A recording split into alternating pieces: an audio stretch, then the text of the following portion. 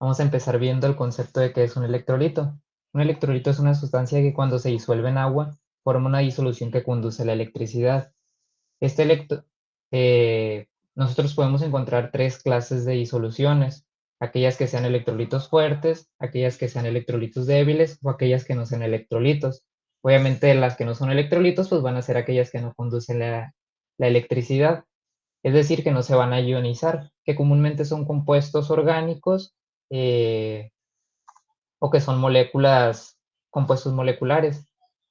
Los electrolitos fuertes son los que se disocian o se ionizan pues casi por completo, y aquí los electrolitos débiles son aquellos que solamente una parte, una pequeña parte del compuesto se ioniza. ¿Por qué les menciono esto? Porque muchos electrolitos fuertes y débiles, si se dan cuenta, son comúnmente ácidos, como aquí está, por ejemplo, el ácido clorhídrico, el ácido nítrico, el ácido perclórico, sulfúrico, algunas bases como el hidróxido de sodio y el hidróxido de bario. Y en los electrolitos débiles tenemos sustancias como el amoníaco, el ácido fluorhídrico, el ácido acético, etcétera. Bueno, ahorita vamos a regresar a esto ya que eh, es una batalla.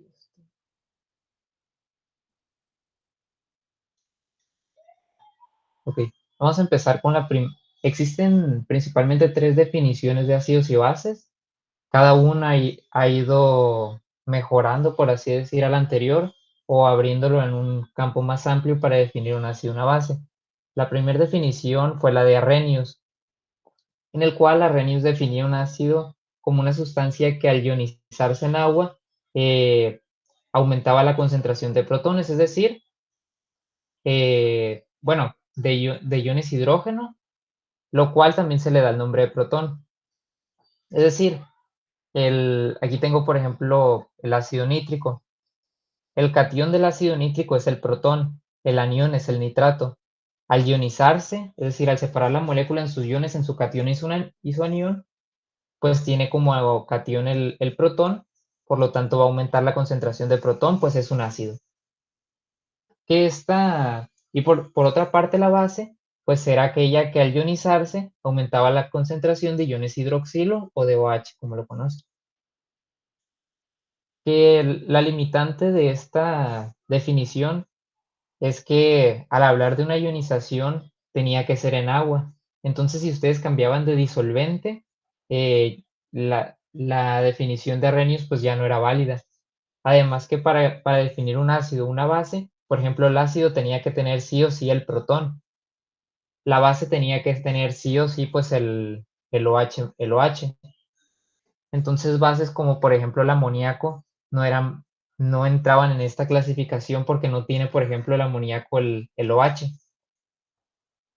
Entonces llegó otra persona que le dio una definición más amplia, que fue la definición de Bronsted y Lowry. Para Bronsted y Lowry, un ácido era un donador de protones, en cambio una base era un aceptor de protones, que aquí ya no tenía que ser específicamente en agua, podía ser en cualquier disolvente. Entonces solucionaron el problema de las bases que no tenían el OH y aquí, por ejemplo, el amoníaco ya entraba como base. Pero bueno, vamos a ver el ejemplo este. Aquí tenemos el ácido clorhídrico. La esfera gris representa el hidrógeno y la naranja el cloro. El ácido clorhídrico le dona el hidrógeno al agua. Acá está. Aquí tiene los tres hidrógenos, por lo tanto es un ácido, perdón. Está donando su protón. En cambio, el agua está aceptando el protón del ácido, es una base. Ahí está.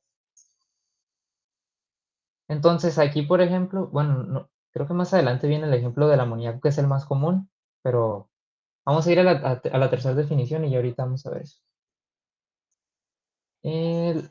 La tercera definición fue la de Lewis, que existen más, pero estas son las más importantes. En la anterior seguíamos teniendo un problema. La base ya era más general porque podía ser cualquier especie que aceptara protones, pero el ácido seguía teniendo un problema. Sí, ya puede ser en cualquier disolvente el ácido, pero para que sea un ácido, según la definición de Bronsted y Lowry, tenía que seguir teniendo protones. Y hay muchas especies que pues no tienen protones, entonces no entraban en esta clasificación. Entonces fue que Lewis dio una definición en la que ya no hablaba de protones, hablaba de electrones. Para Lewis, para Lewis un ácido es una sustancia capaz de aceptar un par de electrones. Y una base, al contrario, es una sustancia que puede donar un par de electrones. Aquí está un ejemplo. El amoníaco es una base porque tiene un par de electrones que le dona al ácido trifluoruro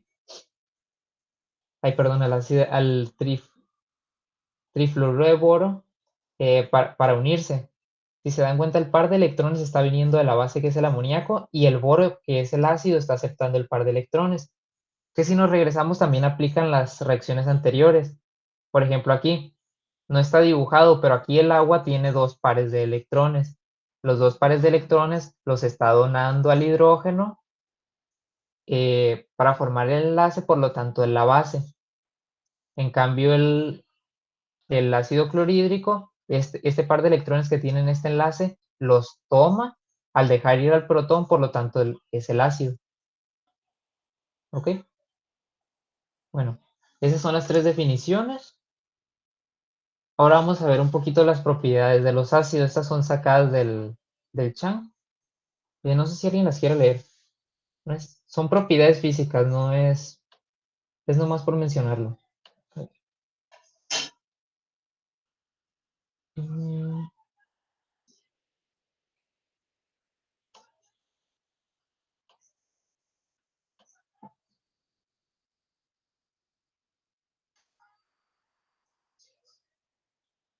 Alondra, ¿puedes leer?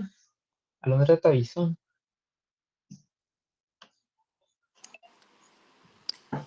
Propiedades de los ácidos. Los ácidos tienen sabor agrio. Por ejemplo, el vinagre debe su sabor al ácido acético y los limones y otros frutos cítricos contienen ácido cítrico.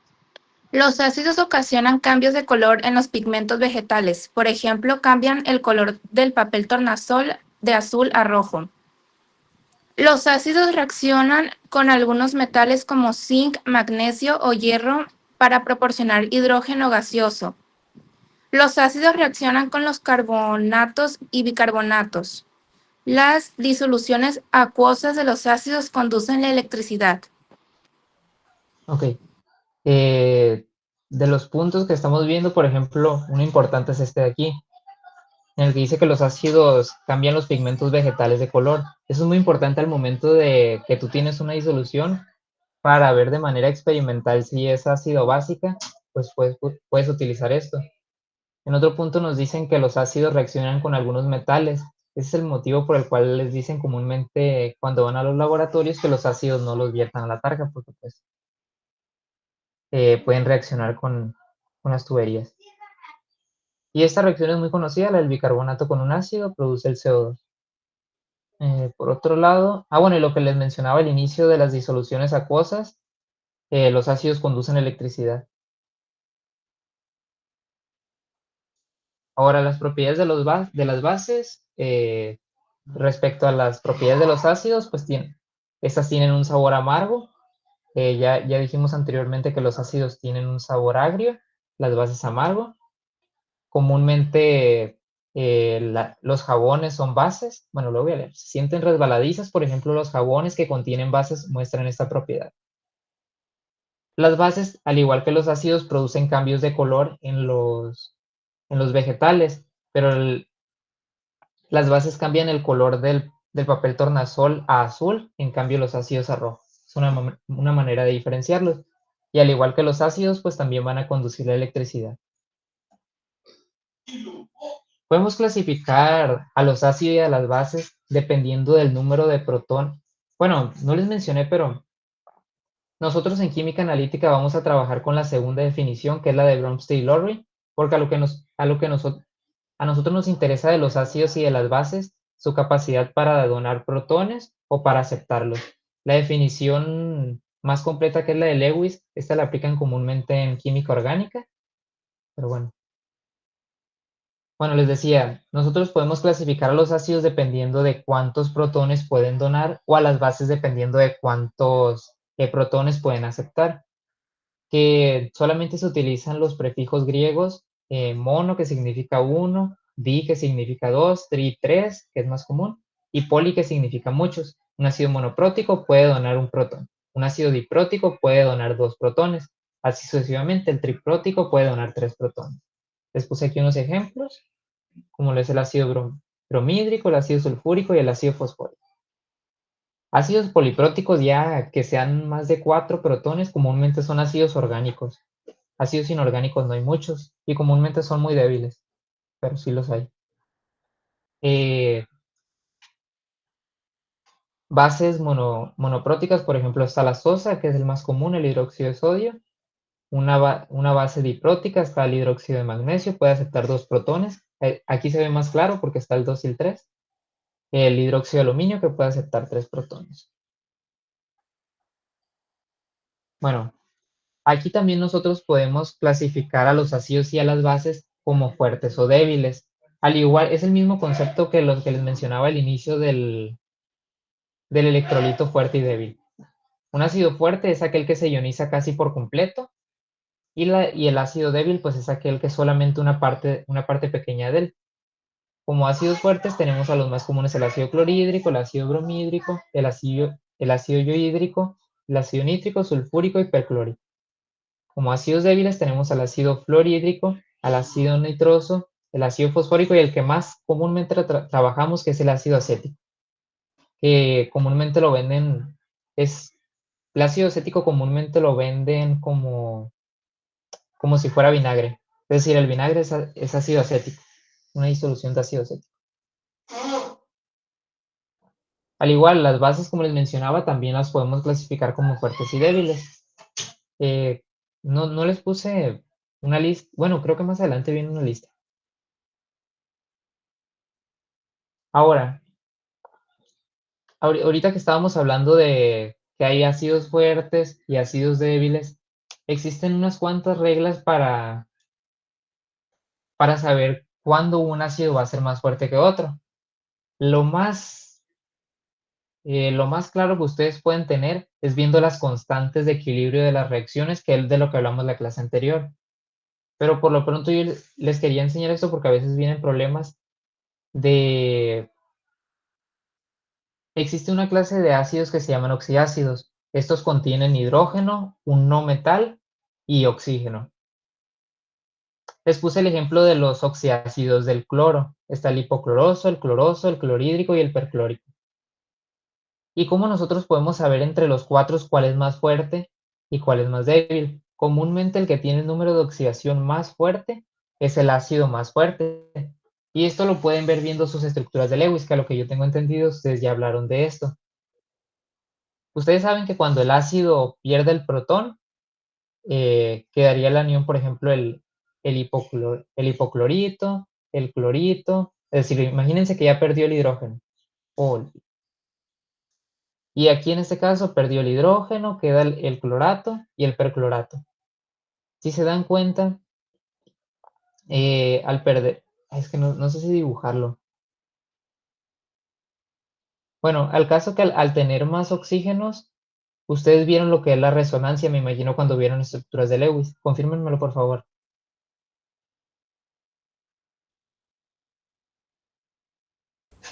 Sí, sí vimos. Ok.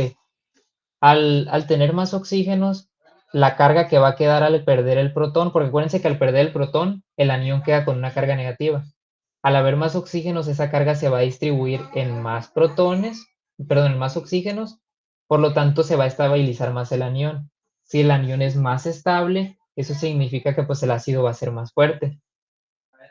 Por lo tanto, como les mencionaba, entre más oxidado esté el no metal, entre tenga número de oxidación más alto, pues va a ser más ácido.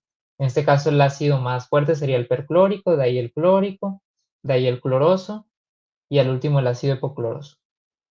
Que esto funciona para cualquier otra clase de oxiácidos. Los que tengan azufre, los que tengan fósforo, etcétera, los que tengan bromo, por ejemplo, yodo.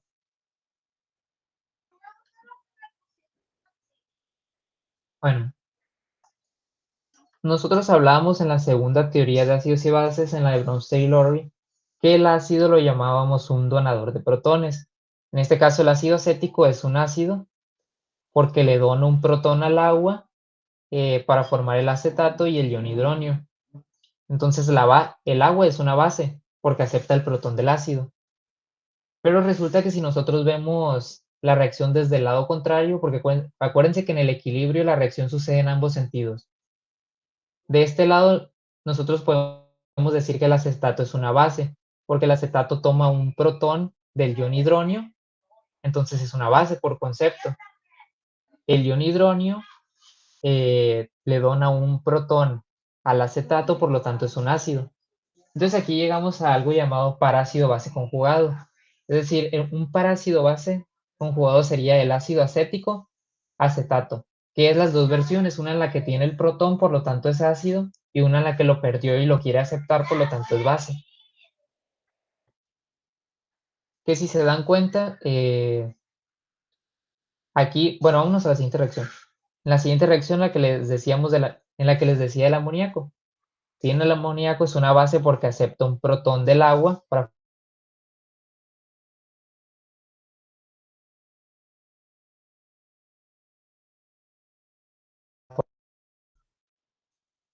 perdí el puntero. Okay.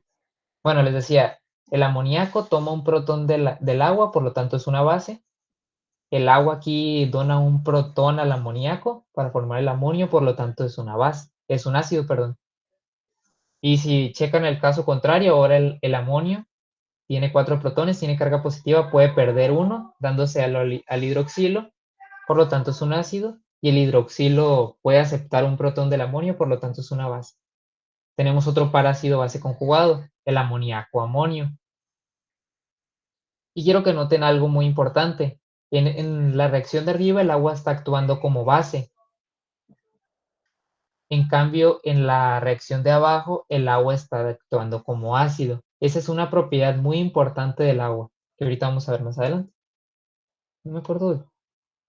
Ok, aquí está otra tablita de ácidos y bases. Hasta arriba están hacia arriba aumenta la fuerza del ácido. Aquí tenemos los mismos ácidos que les mencionaba hace rato que eran fuertes. Para abajo están los mismos que les mencionaba que eran débiles.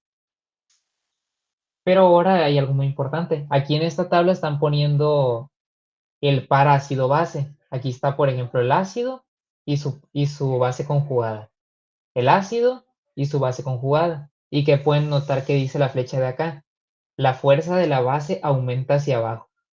Es decir, si ustedes tienen un ácido muy fuerte, su base conjugada va a ser muy débil. Si ustedes tienen un ácido que es muy débil, su base conjugada va a ser muy fuerte. Y obviamente que pues entre más al medio se vayan, pues van a ser más parecidas las fuerzas del ácido y de la base. Pero eso es algo muy importante. Entre más fuerte sea el ácido, su base conjugada va a ser más débil. Ok.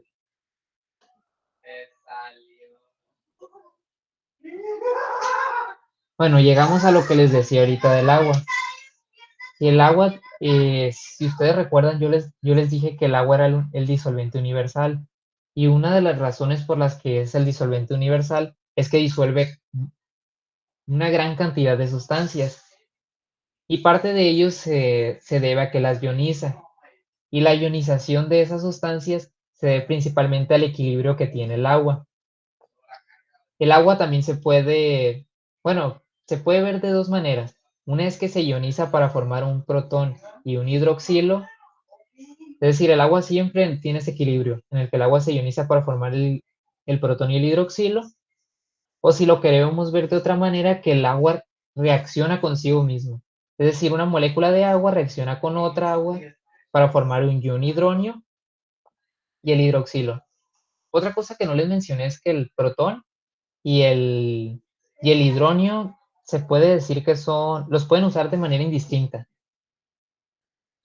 Pero bueno, en este caso está un agua que está actuando como ácido, le dona un protón a la otra agua la está aceptando, actúa como base.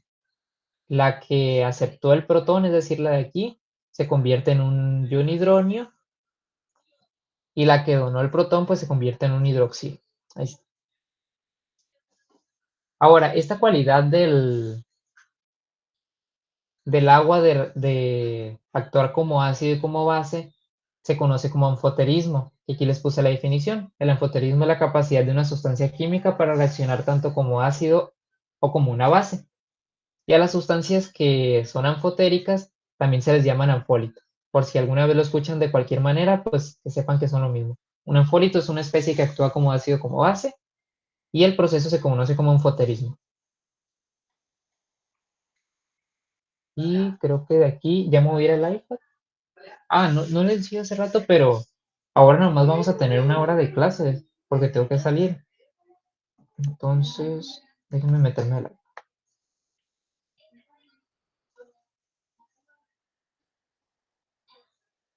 Bueno, voy a dejar de compartir.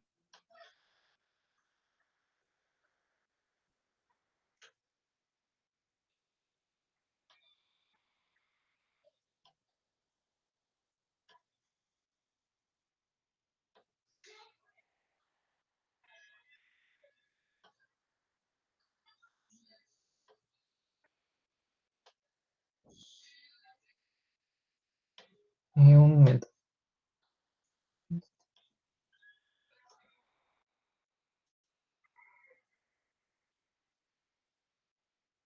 Creo que me voy a salir, me voy a meter porque estoy teniendo un problema.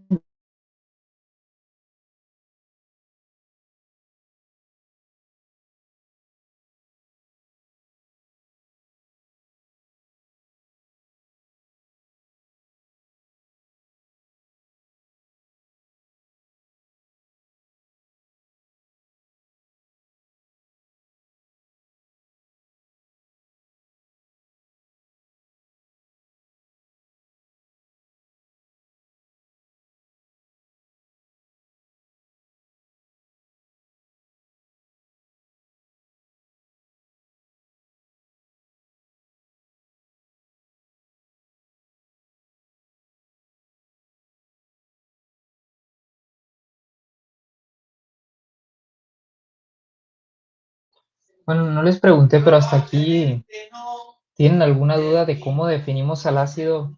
Muy importante, más que nada con la segunda definición. ¿Cómo diferenciar un ácido de una base?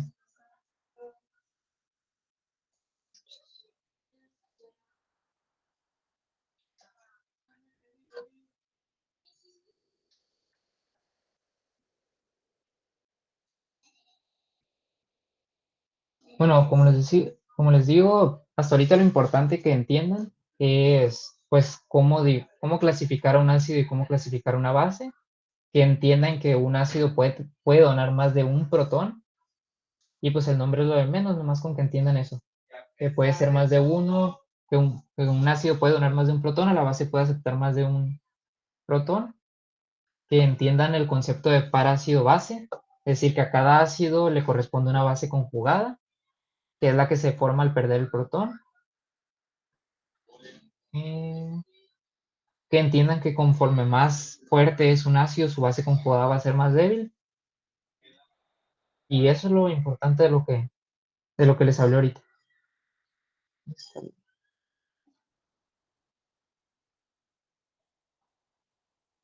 Ok. ¿Ya están viendo el iPad, verdad?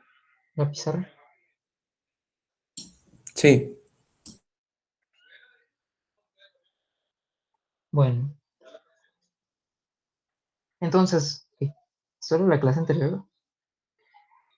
La clase anterior hablábamos nosotros de las constantes de equilibrio. Y ahorita yo les planteé un equilibrio. Les planteaba la disociación del agua. Bueno, lo voy a poner con dos aguas. Tienen dos aguas. Ay, ay, ¿qué estoy haciendo? Ahorita yo les planteaba este equilibrio.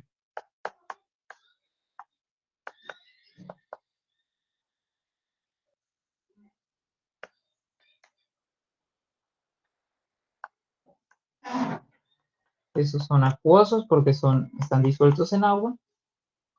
Y el agua, pues comúnmente, bueno, en las disoluciones, pues es líquido. Yo les decía que cada equilibrio, ustedes podían definir una constante de equilibrio.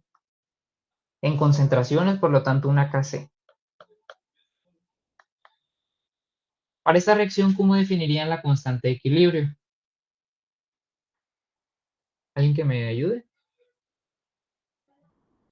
A ver.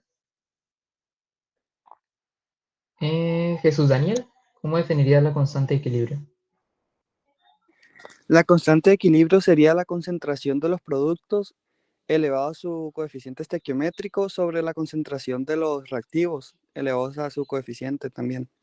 Ok, entonces en este caso sería la concentración de H3 o más por la concentración de hidroxilos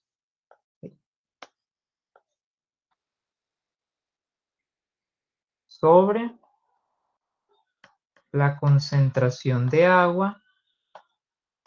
Hay dos aguas, por lo tanto al cuadrado. O sea, aunque las puse separadas, pues son dos aguas, entonces al cuadrado.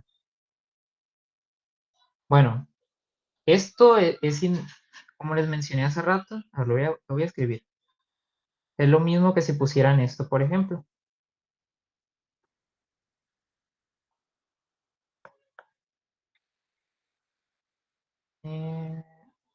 Esto.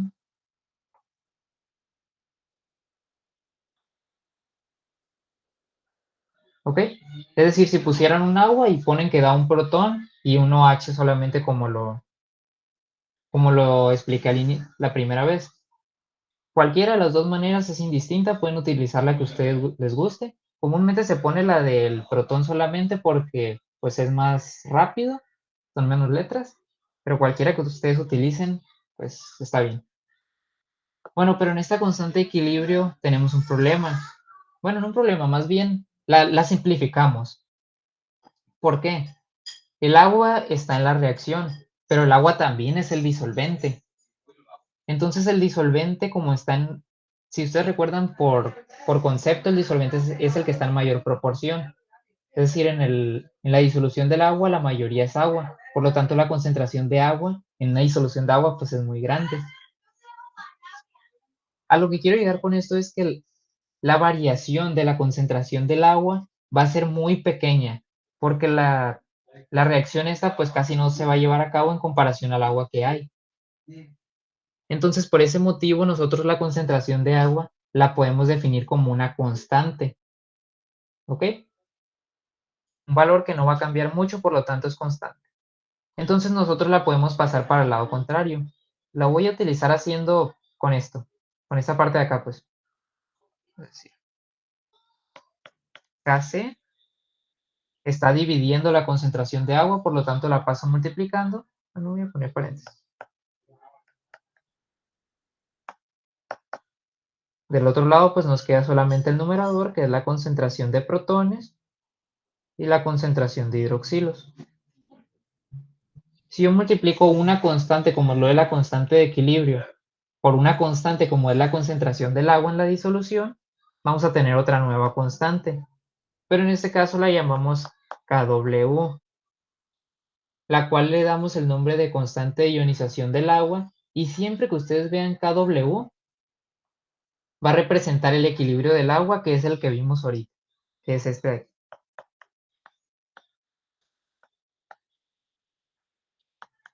El protón, así simple, escrito feo. Siempre que vean Kw, significa que es la constante de equilibrio de esa reacción. Y no se los van a decir. O sea, si ustedes ven KW, tienen que saber que es ese equilibrio. ¿Ok? ¿Entienden eso? Sí. Ok. Si ustedes recuerdan, yo les mencioné que las constantes de equilibrio nosotros las calculábamos solamente de manera experimental y que eran dependientes de la temperatura. A 25 grados Celsius, voy a poner, a 25 grados Celsius, la KW tiene un valor de 1 por 10 a la menos 14. Y acuérdense que les dije que aquí por convención no se utilizaban unidades. Entonces, si se dan cuenta, una constante de 10 a la menos, del orden de 10 a la menos 14, pues significa que va a suceder muy poco, es decir, muy pocos productos se van a formar. Que eso es muy lógico porque el agua es una molécula pues estable, en cambio al ionizarla pues tienen moléculas con cargas que si ustedes recuerdan sus clases de estructuras de Lewis, pues siempre se iba a preferir la especie que tuviera menos cargas. ¿Ok? Pero bueno, si ustedes recuerdan, les pedí también que se vieran un video sobre logaritmos. Espero que lo hayan hecho. Pero bueno, también en la clase anterior yo les hablé de la función P. Les decía que el pH era igual al menor logaritmo de la concentración de protones. ¿Sí recuerdan eso? Que el pOH era el menor logaritmo de la concentración de hidroxilos. ¿Alguien que me conteste si lo recuerdan? Sí, ¿Algún igual lo problemita? del P alondra. Ah, sí. O sea, la P de algo es el menor logaritmo de la concentración de eso, ¿ok? O, bueno, no específicamente de la concentración. Puede ser de cualquier cosa. Entonces, ¿qué pasa si nosotros a la ecuación que tenemos aquí, esta de aquí, la voy a copiar otra vez?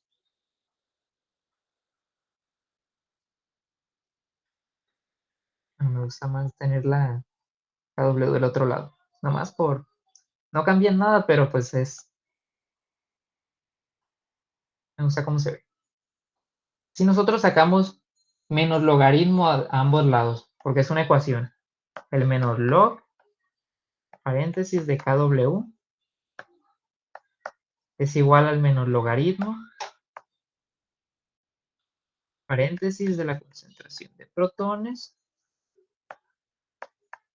por la concentración de OH menos. Ahí está.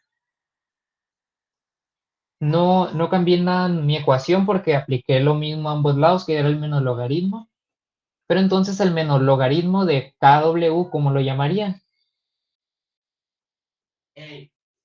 Pues sería la P de KW. ¿Ok? ¿Entienden eso?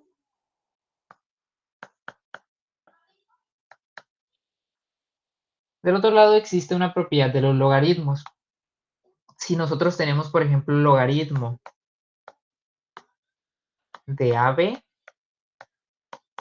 esto es lo mismo que tener el logaritmo de A más el logaritmo de B. Es una propiedad que ya está establecida. El logaritmo de A por B es lo mismo que el logaritmo de A más el logaritmo de B. Aplicando eso mismo, nosotros tenemos el menos, abro paréntesis, sería igual al logaritmo de protones más logaritmo de hidroxilos. El signo negativo pues afecta a ambos términos. Bueno, lo voy a...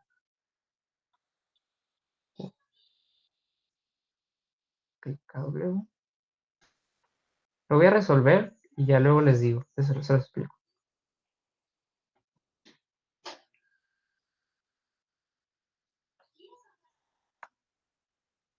Ok, como el signo negativo queda fuera del paréntesis, afecta a ambos términos, por lo tanto los dos se hacen negativos. ¿Están de acuerdo en eso? Es álgebra.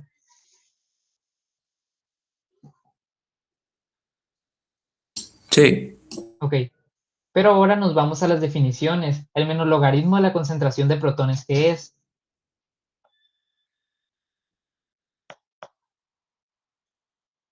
¿Qué es el menor logaritmo de la concentración de protones?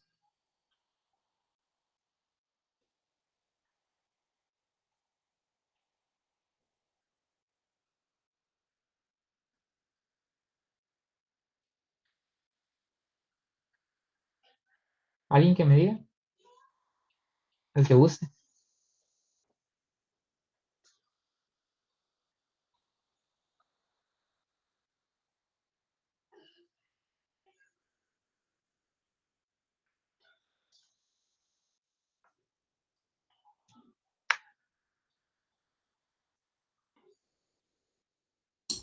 pH.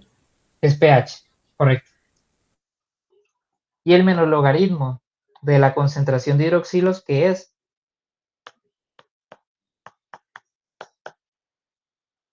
pOH. pOH. Entonces el pH más el pOH es igual a la pKW.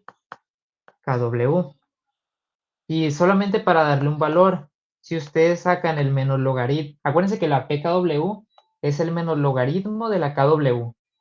Si ustedes sacan el menor logaritmo de la KW, que ya conocen su valor, que es 1 por 10 a la menos 14, aquí está, ¿cuál es el valor que les da?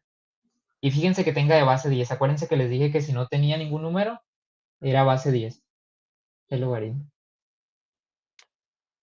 Háganlo con su calculadora. O si ya saben sacar logaritmos, pues díganme el valor ya.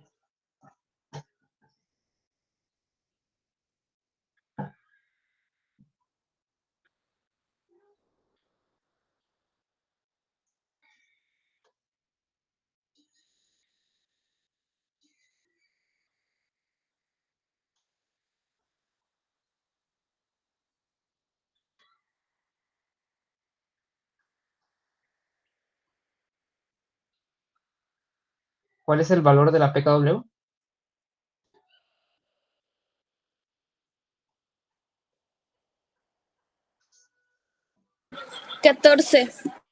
Ok.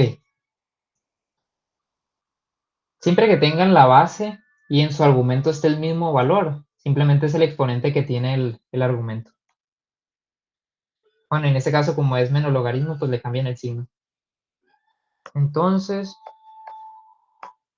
ustedes saben que siempre el valor de pH más el valor de pOH va a ser igual a 14. Y yo les recomiendo que esta ecuación de aquí se la graben, se la aprendan de memoria.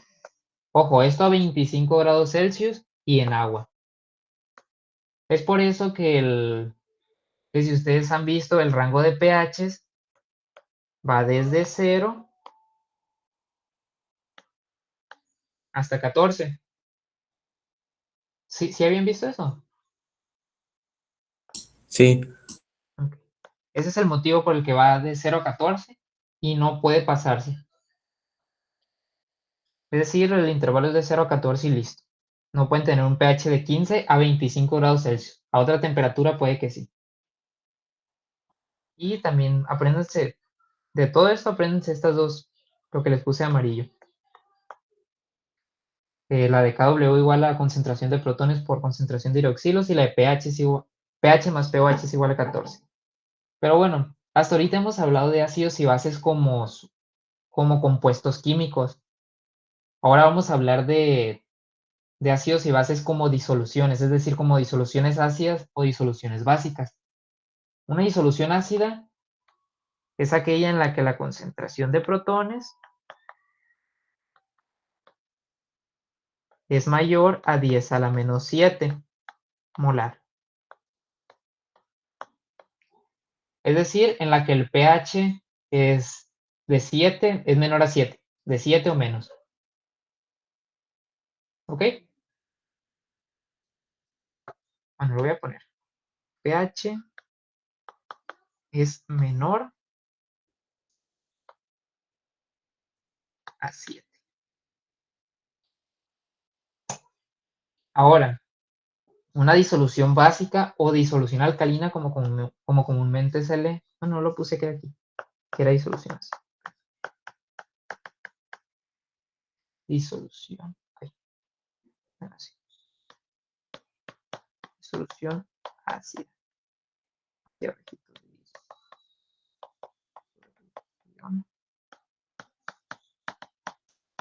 En la disolución básica, pues es lo contrario.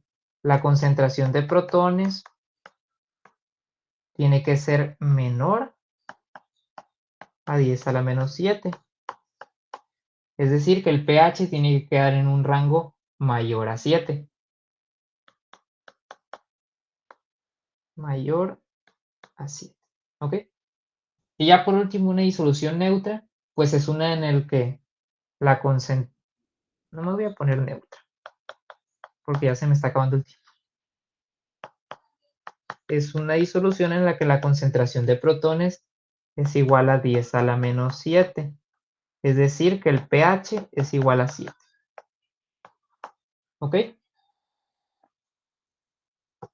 Otra cosa. ¿Cómo podemos saber esto? Por definición, una disolución neutra es aquella en la que la concentración de protones y de hidroxilos es igual. Muy simple. Si la concentración del hidroxilo y la concentración del protón es igual, pues entonces el pH y el pOH también va a ser igual. Entonces aquí es como si tuvieran x más x igual a 2x. Entonces despejan. 2x igual a 14, x igual a 7. Así de simple. No lo escribo, pero así dicho, pues supongo que se entiende. Entonces, quería avanzar más para dejarles una tarea. Pero es que ya me tengo que ir. Se los voy a mandar. Bueno, vamos a ver algo último ya.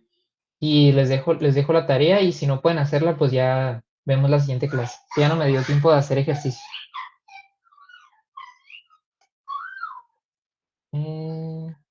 Bueno, ya por último, ustedes tienen estos dos de aquí. Hasta ahorita con esta fórmula que yo les di, pueden calcular pH. Ahí se copió mal.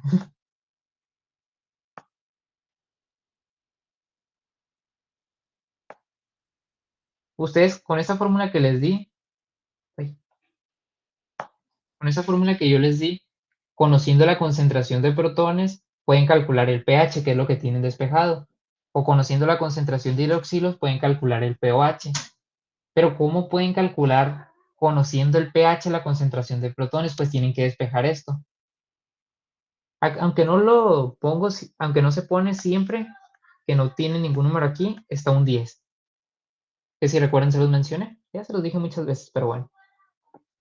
La manera de despejar esto, bueno, primero el signo lo paso para el otro lado.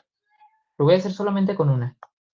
Menos pH es igual al logaritmo base 10 de la concentración de protones.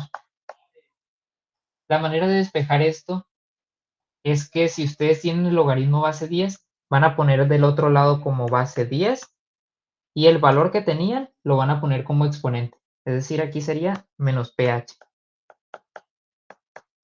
Y pues ya les queda solamente el protón. ¿Entienden cómo despejar esto?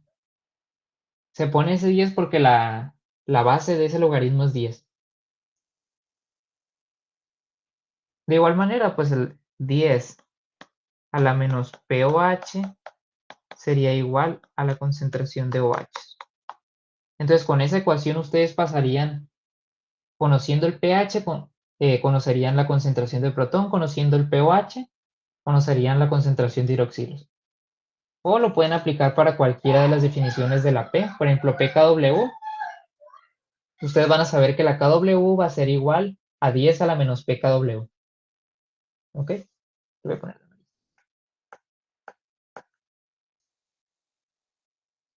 Y bueno.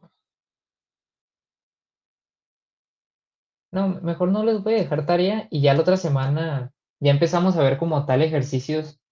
Con esto que ya les expliqué, ustedes ya deberían de ser, ustedes ya pueden calcular pHs de ácidos y de bases fuertes, que es no solamente sacar el menos logaritmo de la concentración de protones y el menos logaritmo de la concentración de hidroxilo. Es todo. Pero me prefiero dejarlo para la siguiente clase y ya la siguiente clase ahora sí ya les dejo tarea. Ya para que tengan una última semana de vacaciones.